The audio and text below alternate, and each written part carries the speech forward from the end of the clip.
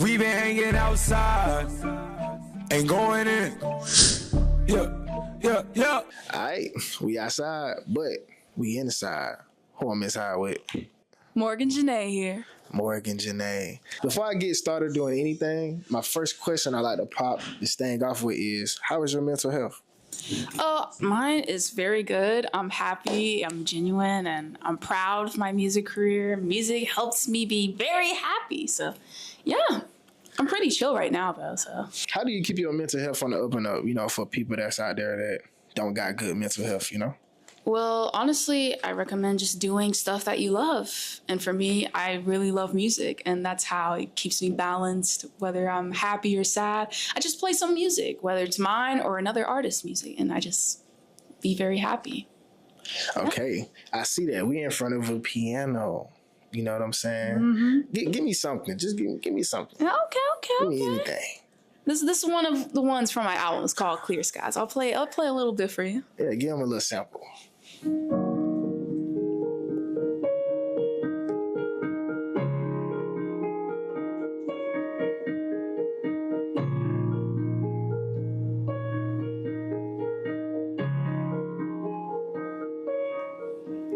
Wow, come on. Nobody ever played the piano during the interview, but I did have somebody make a beat during the interview. So, you know what I'm saying? We stepping up things over here. Yeah. Let's get into this. So, Morgan Janae, real name? Morgan Manning Janae. But yeah, I like being called Morgan Janae. Okay. What made you keep your name and not go with a stage name? Well, because really, like, it just has a ring to it, you know? Like, Morgan Janae, you got the MJ. MJs are special, you know, Michael Jackson. So I was like, ooh, I'll be MJ, Morgan Janae. Okay, I ain't look at it from that point. Okay, when you say MJ, it's a lot of great MJ. So Morgan will be the next great MJ. Yeah. I already see it. Now tell me this, let the people know where you're from, and let them know, like, you know what I'm saying, just let them know where you're from. Well, right now I'm from Douglasville, Georgia. I was born in Las Vegas, and I'm a musician right now, just doing my thing, stuff like that. Okay, for the people that's not from Douglas, explain to the people, kind of paint a picture of how you grew up in your environment. Well, really, it all started, I was autistic, and I would just be my playpen. I would normally not do much, but I would have gifts. I would do random stuff, whether it's like beatboxing, tapping on my crib, or simply just watching some music, pieces of music. And my mom, you know, she would notice my emotions, whether I'm sad, I'm crying because I've heard this song, but it was taken away. Like, she would replay the song for me because, you know, she was like, oh, she loves music. And that's how I've gotten myself to loving music, just by, it was embedded with me. It was my gift. And that's how I went on from there. Wow, that's deep. Now, let's speak on autism. For somebody out there that don't know what autism is, can you explain to them what it is? Yes, it's an individual who was nonverbal at a certain age, that couldn't speak, that couldn't get their words right, and they couldn't really communicate. But for me, I would communicate with just screaming. I was quite different, and that was, others experience autism in different ways. I experienced it whether it was like me screaming, pointing stuff out, and that was my side of that. Yeah. Okay. How was your mindset growing up with having autism? What kind of trials did you face, like, growing up with autism? Like difficulties? Yeah. Well, I guess judgment, you know, it comes in a big play, because some people, they expect you to be just smart because they don't know you have autism at first. And that's when you got to explain it to them and give your backstory, and then they'll understand eventually. It's like, oh, okay, well, okay, now I see from your side. All right, I understand now, and stuff like that, you know? All right. Now, if you do know, can you let people know, when was you diagnosed with autism? At 3. At 3? Mm-hmm. Do you remember that? I was nonverbal till age 5. Yeah, my mom told me, and you know, something like that too. But yeah. Yeah. Okay. Nonverbal to 5, which is crazy because you're an artist, right? So how was that being nonverbal? Do you remember any of that, you know? No, not at all. But what my mom told me, it's like very believable because, you know, as I was a teenager, I would not really communicate like that. And I saw some characteristics of me being autistic. I was like, oh, okay. I totally understand that now. And I'm learning to be who I am truly. And I don't let nobody judge me for that. That's right. Come on now. Come on now. How did you become so social? Because it's like you can hold a conversation real good, and you know what I'm saying, you're articulating your words. So how did you become so social coming from being nonverbal? Because it's crazy. You like articulating better than people that have been talking their whole life. So how did you pick this up? School? Well, really just like learning from other people, you know, even though I was never able to talk, I was able to pick up stuff and I would hear other people's words. I'd be like, I want to use that too. So in my mind, you know, I don't really know how I was thinking, but I know I was thinking that. And I was like, let me use wise words that other people use. And I want to use it too. So yeah, so that way I also can be a wise one day. Well, yeah, which I am. Yeah. Okay. Now let's talk about the household. 2-parent home? 2-parent home, or how was your household growing up? Yes. 2-parent home. How is it having 2 parents? Some kids don't have both parents. So how was that for you growing up, knowing I got both parents in the house? It is very helpful, and you know, having two, it can like help balance you up. And they were helping me through everything. They look what I like, they see what I don't like, and they just use that to build me up further. And it's very positive. Can you give the people something that your parents taught you that helped you through maybe high school, through life, through creating music? You got a moment that you can say, I remember this, they taught me this. I would say just keep going forward with what you love the most and put that into use. So whether, you know, you're liking a specific game, whether it's building, you know, whether, you know, you're musical, whether you see your gifts somewhere else.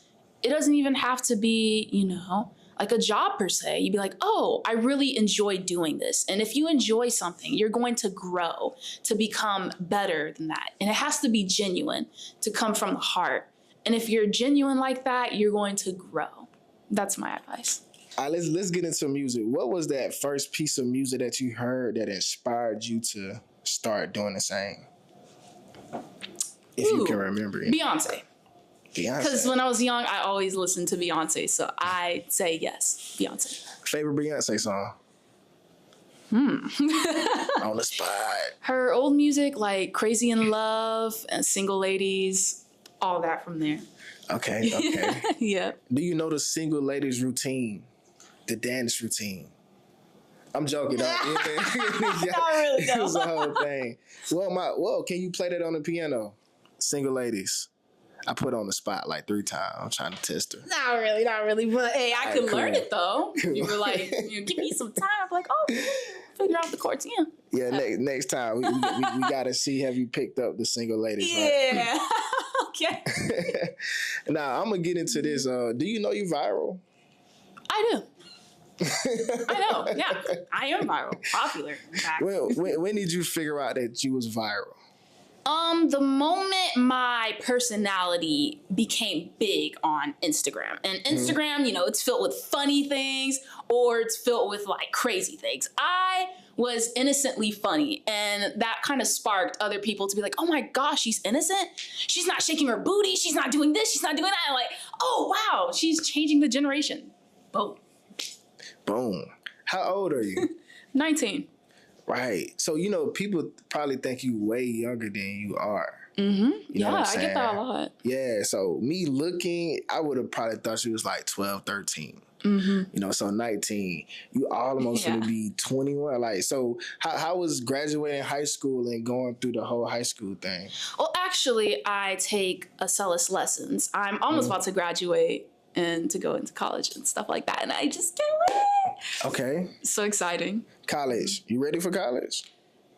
I think I am, but honestly, you know, studying and all that, I'm gonna do all that and boom, I'll be very confident. But I'm kind of like in between. So yeah. Back to Instagram. What got you going with Instagram and going that route? Because most kids, they'll go TikTok first. So how was that? For me, I was never really introduced to TikTok like that. My mom would always go on Instagram, and from that on there, I was like, you know, let me see what Instagram's really like. My mom used to post videos of herself like a lot, but then like she eventually gradually like put me into there too and started posting me when I was small, whether it was something little. We got little views, but hey, that's okay. You know, that's progress, you know? And then we got more followers as we grew. And then mom started really loving it because she was like, oh my gosh, I can do other stuff. I can do her hair. I can, you know, pick clothes out for her. And so can I. I can decide. I can, you know, be like, oh, let's do this and let's do that. And that's how we grew from there. And I was like starting to like Instagram. Right. Because like if you look at it, your page is like an experience. Yes. You know what I'm saying? Because you're going to get a lot of different styles, right? With your wardrobe and your hair and your shoes, right? So explain to the people your style and how do you come up with these crazy outfits? You know what I'm saying? Yeah. All right. We got either go to mall. Right. Boom. We decide from there, be like, ooh, t-shirt, boom. Let's see if we want to cut it. Let's see if we want to make something out of it, rips, stripes, patterns, or okay, let's get these shoes. These shoes look cool. All right, and I'm like, my mom looking around, I'm looking around. Oh, these stood out to me. Let's get those. And we just start from there. And that's like the fashion sense, really. Me and my mom got a keen eye to see things that are really good looking. So I guess that's kind of why I just look fashionable as a person. Are you making these decisions with the cuts and the placements of things, like how, or is it collaboration? Sometimes, I mean, my mom's creativity also is with that too, because she like would start something and I would follow in to like, you know, gradually make it better as it seems. So yeah. Right. Cause the style is wicked, right? It reminds me of like Missy Elliott, Under 3000. Like when they did Lady Gaga, you know what I'm saying? I don't know if you even know Lady Gaga. You know Lady Gaga? Yes, I do know Lady Gaga. Cool. Okay. Well, I listen to music. She wore a whole meat dress to a gala. That's crazy. You know what I'm saying? So like when I see your style, I see other big artists that done crazy things. Yeah. And you kind of like doing it at a young age that nobody would do that in, right? Because like the comments, they will get on to you. They'll talk about what you got on. Bro, they're funny. Yeah. So how do you deal with that? Because it could be positive comments. Sometimes, you know, you don't really have to read comments to know there's positivity in the comments. You know, you just go off like seeing your likes and seeing like how much engagement you're getting. That's where I go off personally. Yeah. Right. And I can see you like so oblivious to like all these. You don't really care. Yeah. Because people talk crazy. So how do you deal with, let's say, quote unquote, hate on the internet or people talking about you? Or it's best to not really give your attention to that. You just ignore it. And, you know, if they, you know, do want attention, you just kindly give them, you know, some kindness slipping in there and be like, what the world? She's not reacting negatively to it? Nope. I'm just, you know, being nice about it. Just vibing. Because it's funny. I mean, and I just like, okay, cool. All right, let's get into your one of your biggest songs. I say that because that's how I found you first. The Cuties song. Yes, Cutest. Cutest rock. Mm-hmm. You know what I'm saying? So what was the mindset and the process of creating this song all the way from the beat? Yeah, it just gave off like joy and like upbeat. And I was like, ooh, someone can dance to this, but also like a kid can also dance to this. And I'm just like, it gives off a generational song. Like, well, everybody can listen to it. So I was like, let me just do my thing, you know? Let me just come up with something. And then I came up, I was like, Cutest. This is giving cute. It's giving something. I was like, cute. It stood out to me more. How old were you when you like first created this song? Probably 16, maybe. Okay. Yeah, I think so. Yeah. Okay. Now, take the people through the recording process of recording this song. Like, how did you do this step by step? So you got to start off with a melody, right? Humming. You know, you're not really getting the lyrics out yet. You're just like... And sometimes, you know, you might be like, oh, I might not remember this next time. Just go on your phone, get the phone out, voice record, hit that, boom, start recording your voice. Slip that in there. Next day, oh, okay, I'll just go back. Boom, I hear it. Oh, I have some ideas. Boom, go to like, you know, your studio, and then you're just like, okay, I think I got something for this. Start writing words down that you repeat the most. Cutest, you don't got the words yet. You're just repeating cutest, and then boom. That's how I do it. That's crazy. Yeah. No, look. The way you breaking it down is so artistic, right? Because I do the same thing. I normally forget the melody. I voice memo it.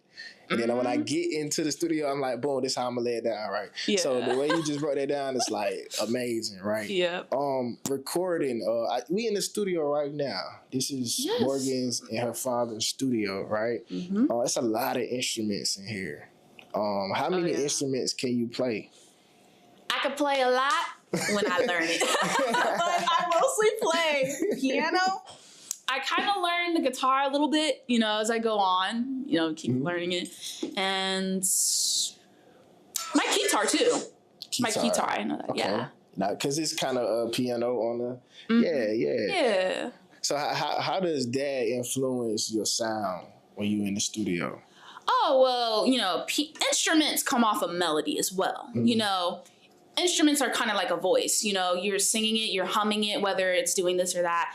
And instrument, you want to go in a C range without knowing what the note is. You're just like, singing it. When you're singing it, you're like, okay, you're going that range. Same for instruments. You're just playing it, and you know what to play because it sounds like a song. Instruments sound like a song. Instruments sound like you're singing a song. And that's how I go from there.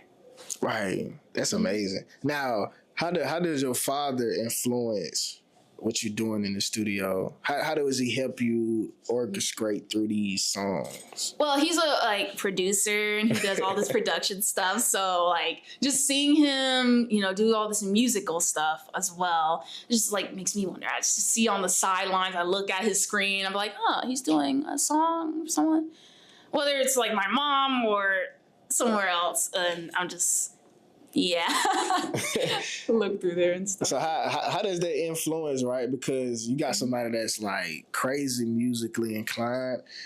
Have you picked up how to record yourself and do certain things yourself without even having his assistance, or are you still kind of trying to learn? I'm slowly, gradually learning. I only learned the production part to place beats inside my piano, this Roland I have here, and I start going from there. You know, whether it's tick noises, whether it's quantizing, so everything can go in order, and all that sort of complicated stuff that someone would be like looking at me confused of. I was confused too. I was like, what is quantizing? I had to just figure that out, and Okay, now back to Cutest, right?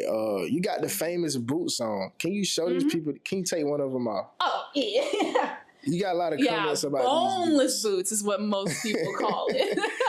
All right, so let's break down what we call these.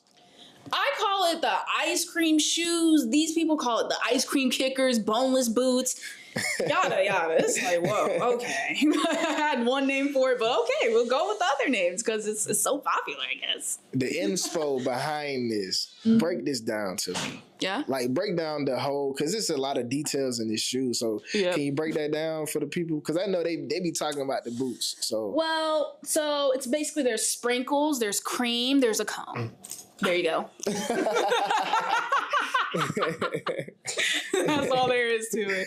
That's right. Ice cream shoes, you know, Right. And then, you know, you at a young age, you've been on a lot of stages. You know what I'm saying? I've seen a lot of videos of you performing. Oh, yeah. You got people doing the dance, the Cutest rock. How did we come up with this dance? Now, I could think of it, but listen to the song, I probably just start doing the dance just off the top.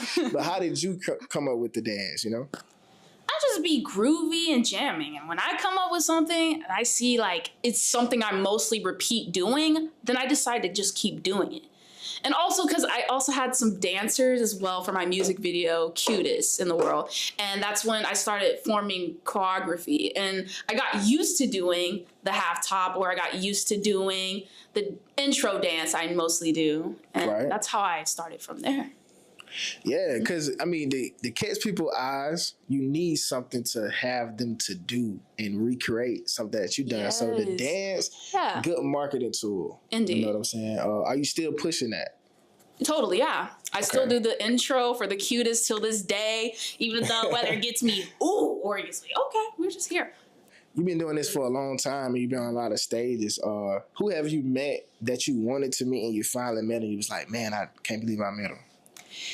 Yeah, so in my cutest video, I've met these amazing twins called the Waker twins. And they just had this bubbly personality and they were just so fun to hang out with that I was like, okay, wow. This kind of reminds me of me, like when I'm alone, chilling. And they were just basically a good vibe, so yeah. Okay. Yeah, that's good. What's your most iconic outfit? I think it's the boneless boots with the spidery like strings around me. That was my most iconic outfit because that's kind of how it grew my algorithm. It started with that one viral video, and that's how I was introduced to wearing these shoes, and people started calling them many different names. Yep. But I can tell you though, your success is real because you popped up on my timeline like 3 times before I followed you. Yeah. And like they made me follow you because I'm like, I seen it one time, I was like, okay, what's this? And then the next time I said, okay, cutie. Mm-hmm. Next time I'm like, okay, I gotta follow her now because they want me to follow her. You know what I'm saying? And then I think we end up meeting you at the performance thing we did in Macon, Georgia. Yeah. You know what I'm saying? Let's get into this though. We're here with Crystal Jordan from Awesome You magazine. Come on, we got Crystal here with Awesomely magazine. I want her to do her own intro. You want to say something to? What you want me to say?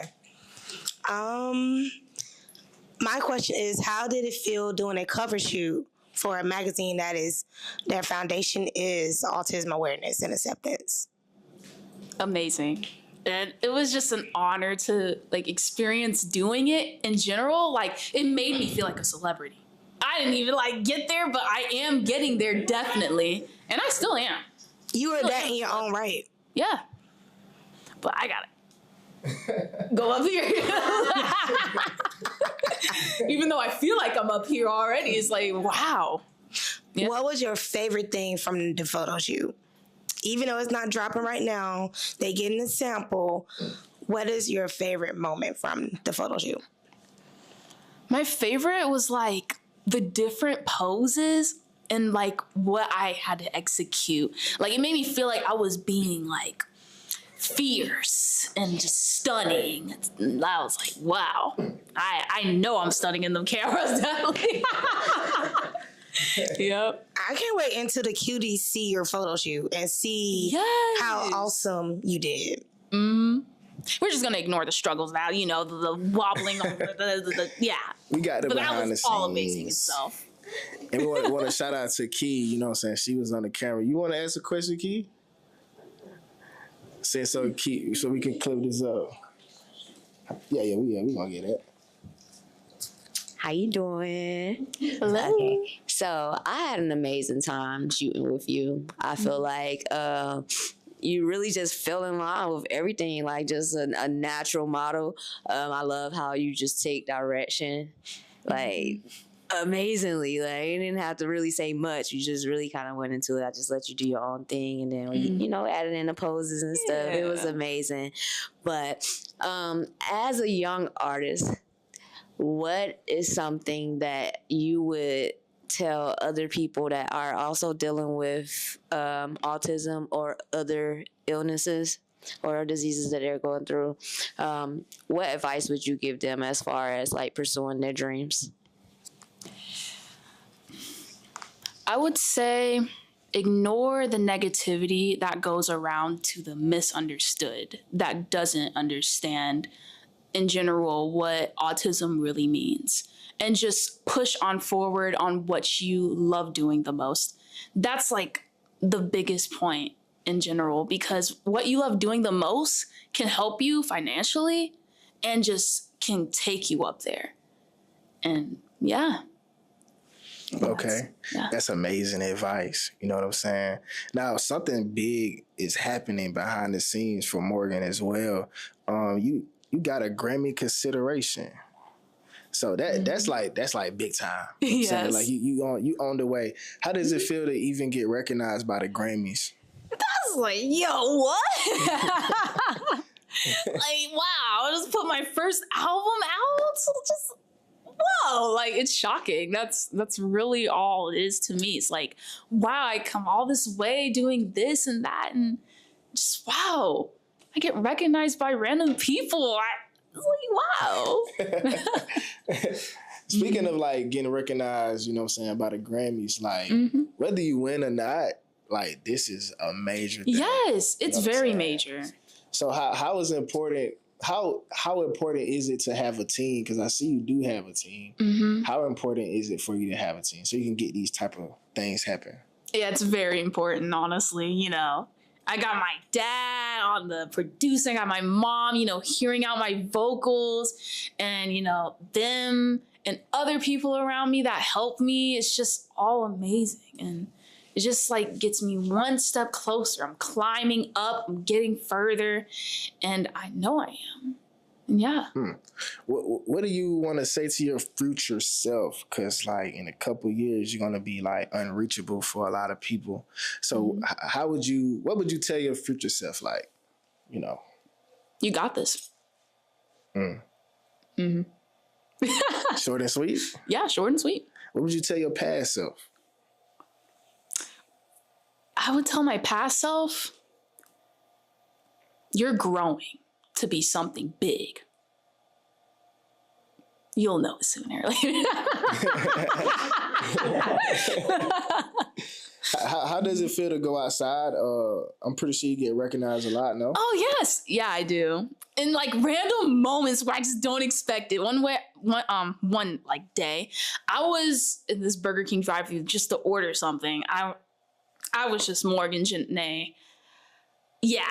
And I ordered Impossible Whopper, right? This lady, she pulls down her windows. She's like looking at me. She's like, do I know you? And I'm just looking. My mom thought she was talking to her. She was like, wait, what? And then she looked at me and she was like, no, I know you. And I was like, wait, me? Yes, you're Morgan Janae, right? Whoa. Wait. My hair's messy. Why is she looking at me? I'm not Morgan Janae today. I'm Morgan. And I was like, yeah, hey. She's like, hi, I love your song, Cutest. I was like, thank you. My mom pulled off and she had the burger we were eating. I was like, wow, what? Someone knew me? I thought I was unrecognizable with my messy hair. You know, stuff like that. They know me. I was shocked. Yeah. Does it happen often? Like when you go places, is it happening more than not? Yeah, often. Okay. I'd say often, yeah. Okay. Now let's get into the album. Okay. Let the people know the album title. And we already know the single out the album. But it's also a song. I don't want to say the song wrong, but I know it's the outro. Yeah. You know, so explain the album title, and the outro song for the album. Okay, so body of work is basically my creativity throughout the years of me just learning things and expressing myself. And my album is within feeling. So, you know, at moments I would feel creative. I would do something mostly on my piano. I would sing and boom, it just goes on from there. And the outro he's mentioning is called Neurodivergent, which is that song. And it's amazing. And it expresses about, you know, we deserve to dream. It's basically mentioning to everybody else, like, do you love us? Like, are you just judging us for who we are? You're not trying to understand us like that. And that's how I wrote that song from there. And it's very powerful. So I can totally understand why you like it. Yeah, so with all, you know, these songs are kind of deep because I was listening to it. Like, how do you control your emotions doing these songs? I mean, I just do, but sometimes, but really, I just go with the flow. And also, I don't really want to like be too emotional for it, even though it is kind of an emotional case, but I'm being a powerful emotion. Right. Like where I'm not expressing it, but I'm more giving it to them. And yeah, kind of at the same time expressing it as well, because it is very powerful too. So yeah. Okay. What do we got to look forward to album wise? Like we got videos coming. What we got coming that to kind of promote the album? Well, yeah, future videos that are coming up within those songs as well. You know, I'm thinking of Strawberry Bliss low-key, because that was my jam. It's a fun song. I'm thinking of Starlight. It's very soothing. Nighttime. I feel like the scene's gonna be mind blowing. I just can't wait. And yeah, y'all are gonna see those coming up soon as, you know, my journey goes on from there. Yeah. Amazing album. I ain't heard the whole album, but I at least heard half of it just sitting here in the photo shoot. Amazing album. Yeah. The vocals on there are powerful.